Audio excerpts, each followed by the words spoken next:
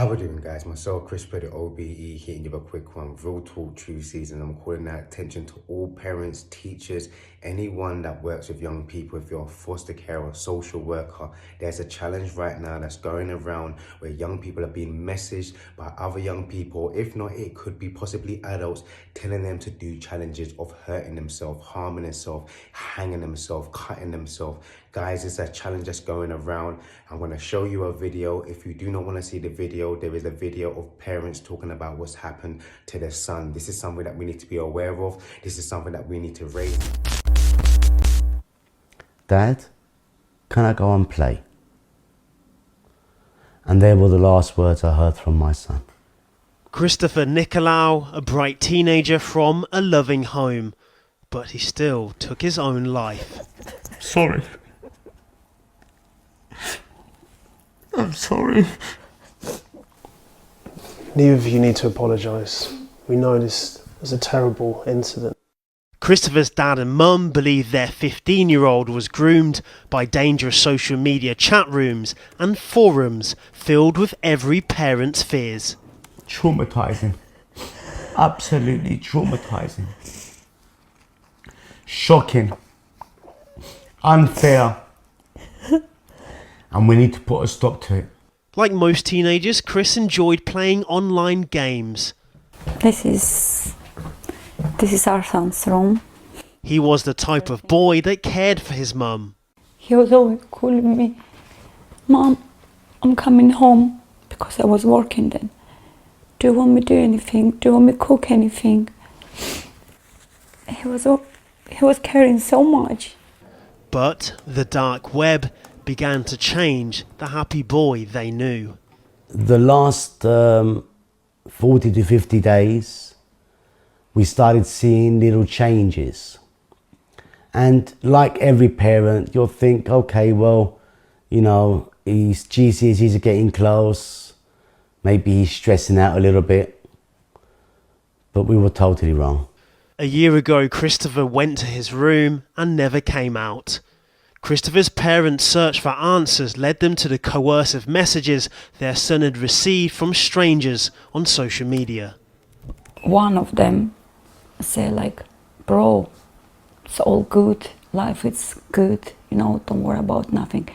And same time, next message become like, "Oh my God, you didn't hurt yourself yet, you have to try. Oh my God, it's very nice, you have to."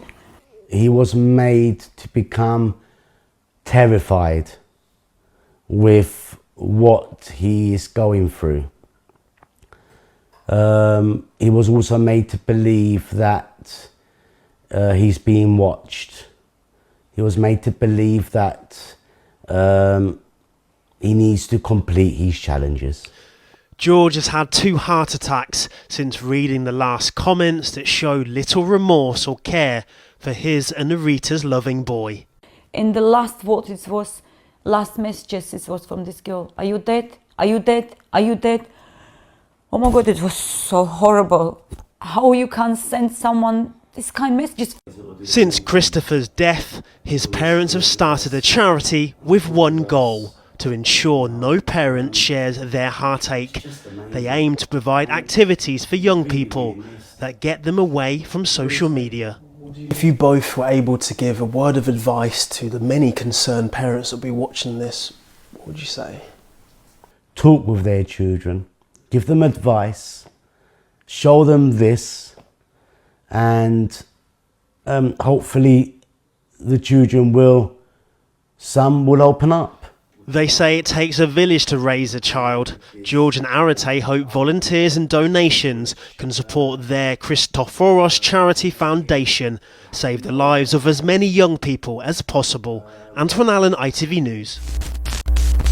We need to understand that just because we give them the computer, just because we think they're old enough to be on the internet, to have TikTok, to have all these kind of things, our young people are still quite naive, and they will listen to other people, or they will follow trends and fashions. And this is really, really concerning for me right now. So if you guys are sitting there thinking to yourself, well, you know, my child is smarter than that, please get onto your children. Please start looking at their phones. Please start reading their messages. And if not, start questioning and asking yourself, why do they have it?